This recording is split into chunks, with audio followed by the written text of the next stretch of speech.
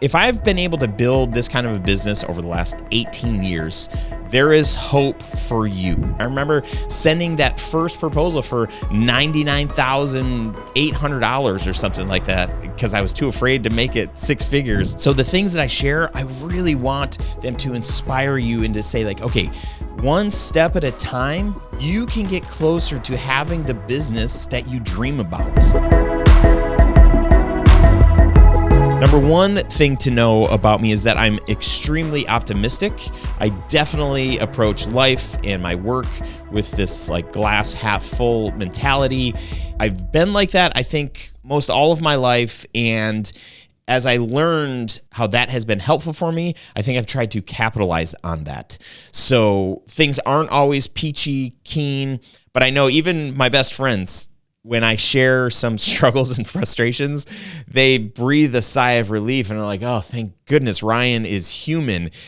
I experience all of the emotions. A lot of them, and I don't like bottle them up, but they don't even, by the time, I'm frustrated, angry, like whatever, I'm able to process through that like pretty quickly, either inside or with a trusted friend before it's able to manifest and turn into something like pretty negative for the most part. Again, here's my extreme optimism. For the most part, you ask my wife, and she would probably say, like, yeah, I think for the most part. But there's definitely times where it's not necessarily that. So, with that in mind, with the context of like, okay, here's Ryan. He's incredibly optimistic, positive, and maybe to the annoyance degree. The things I'm going to share, like the wins that I share, it is not me trying to say like, hey, look at what I've built and look at what I've achieved for the sake of that. It's really to say like, if I've been able to build this kind of a business over the last 18 years, there is hope for you. If I can do this, I don't have a business degree. I did go to college, but like I got a degree in speech communication. So I know how to talk or something like that. I know I'm a better listener because I took some classes on listening. I didn't have entrepreneurs in my life. Growing up, I didn't have the things that would point me to, hey, here's how you start a business. Here's how you maintain it. Here's how you grow it. I didn't have that. So I've learned so much from books. I've learned so much from conferences. I've learned so much from, mentors that I've had eventually in my life where I realized like, man, I really like hanging out with this person. I'm inspired by this person. I want to hang out with more people like that. Those were choices that I made to get me to where I am today. But to think, I wish I could book a $10,000 job or man, to be able to book a $100,000 job, that's insane. Those are the same things that I thought back in the day.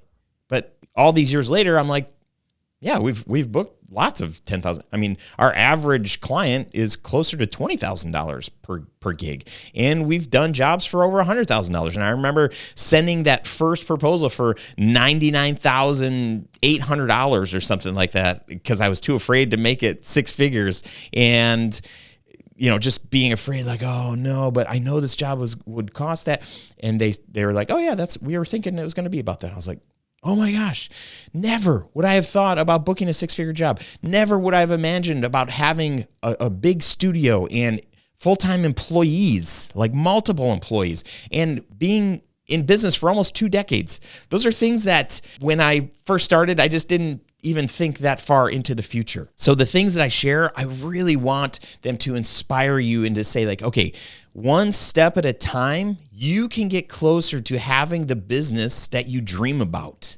And you can't take my successes, my wins, or other people I've had on the show. You can't look at where they're at today and be discouraged or be frustrated at yourself or your own business because you're not there. You've got your own journey to take, and as long as you're taking steps forward and trying to figure out like what should I be doing? What should I be focusing on? And who should I be surrounding myself with? And what do I really want for my life and my business? I don't want Ryan's life. I want maybe some parts of that, but what is it that's going to make you come to life? And what is it that's going to make you be the best filmmaker, the best version of yourself in this business? That's what you need to strive for.